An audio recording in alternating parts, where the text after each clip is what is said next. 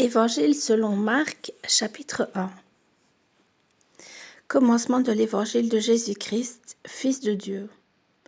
Selon ce qui est écrit dans les prophètes, voici, j'envoie devant toi mon messager qui préparera ton chemin. C'est la voix, VOIX, de celui qui crie dans le désert. Préparez le chemin du Seigneur, aplanissez ses sentiers.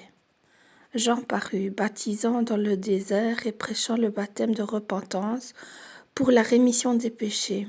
Tout le pays de Judée, tous les habitants de Jérusalem se rendaient auprès de lui et confessant leurs péchés, ils se faisaient baptiser par lui dans le fleuve du Jourdain. Jean avait un vêtement de poil de chameau et une ceinture de cuir autour des reins. Il se nourrissait de sauterelles et de miel sauvage. Il prêchait, disant, « Il vient après moi, celui qui est plus puissant que moi. » Et je ne suis pas digne de délier en me baissant la courroie de ses souliers. Moi, je vous ai baptisé d'eau, lui, il vous baptisera du Saint-Esprit. En ce temps-là, Jésus vint de Nazareth en Galilée. Il fut baptisé par Jean dans le Jourdain. Au moment où il sortit de l'eau, il vit les cieux s'ouvrir et l'Esprit descendre sur lui comme une colombe. Une voix fit entendre des cieux ces paroles, « Tu es mon Fils bien-aimé, en toi j'ai mis toute mon affection. » Aussitôt l'Esprit poussa Jésus dans le désert, où il passa 40 jours, tenté par Satan. Il était avec les bêtes sauvages et les anges le servaient. Après que Jean eut été livré, Jésus alla dans la Galilée, prêchant l'évangile de Dieu. Il disait, « Le temps est accompli et le royaume de Dieu est proche. Repentez-vous et croyez à la bonne nouvelle. » Comme il passait le long de la mer de Galilée, il vit Simon et André, frères de Simon, qui jetaient un filet dans la mer, car ils étaient pêcheurs. Et Jésus leur dit, « Sauvez-moi, et je vous ferai pêcheurs d'hommes. » Aussitôt ils laissèrent leur filet, et le suivirent. Étant allé un peu plus loin, il vit Jacques, fils de Zébédée, et Jean, son frère, qui eux aussi étaient dans une barque et réparaient les filets. Aussitôt, il les appela et laissant leur père Zébédée dans la barque avec les ouvriers, ils le suivirent. Ils se rendirent à Capernaum et le jour du sabbat, Jésus entra d'abord dans la synagogue et il enseigna.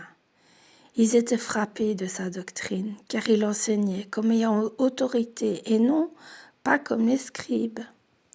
Il se trouva dans leur synagogue un homme qui avait un esprit impur et qui s'écria, « Qu'y a-t-il entre nous et toi, Jésus de Nazareth? Tu es venu pour nous perdre. Je sais qui tu es, le Saint de Dieu. » Et Jésus le menaça, disant, « Tais-toi et sors de cet homme. » Et l'esprit impur sortit de cet homme en l'agitant avec violence et en poussant un grand cri. Tous furent saisis de stupéfaction, de sorte qu'ils se demandaient les uns aux autres, « Qu'est-ce que ceci? Une nouvelle doctrine? Il commande avec autorité même aux esprits impurs, et ils lui obéissent. » Et sa renommée se répandit aussitôt dans tous les lieux environnants de la Galilée. En sortant de la synagogue, ils se rendirent avec Jacques et Jean à la maison de Simon et d'André. La belle-mère de Simon était couchée, ayant la fièvre, et aussitôt on parla d'elle à Jésus. S'étant approché, la fit lever en lui prenant la main, et à l'instant la fièvre la quitta, puis elle les servit. Le soir après le coucher du soleil, on lui amena tous les malades et les démoniaques, et toute la ville était rassemblée devant sa porte. Il guérit beaucoup de gens qui avaient diverses maladies. Il chassa aussi beaucoup de démons, et il ne permettait pas aux démons de parler, parce qu'il le connaissait. Vers le matin, pendant qu'il faisait encore très sombre, il se leva et sortit pour aller dans un lieu désert où il pria. Simon et ceux qui étaient avec lui se mirent à sa recherche, et quand ils l'eurent trouvé, ils lui dirent « Tous te cherchent ». Il leur répondit « Allons ailleurs, dans les bourgades voisines, afin que j'y prêche aussi, car c'est pour cela que je suis sorti. » Et il alla prêcher dans les synagogues par toute la Galilée, et il chassa les démons. Un lépreux vint à lui et se jeta à genoux et lui dit d'un ton suppliant, « Si tu le veux, tu peux me rendre pur. » Jésus, ému de compassion, étendit la main, le toucha et dit, « Je le veux, sois pur. » Aussitôt la lèpre le quitta et il fut purifié. Jésus le renvoya sur le champ avec de sévères recommandations et lui dit, « Garde-toi de rien dire à personne.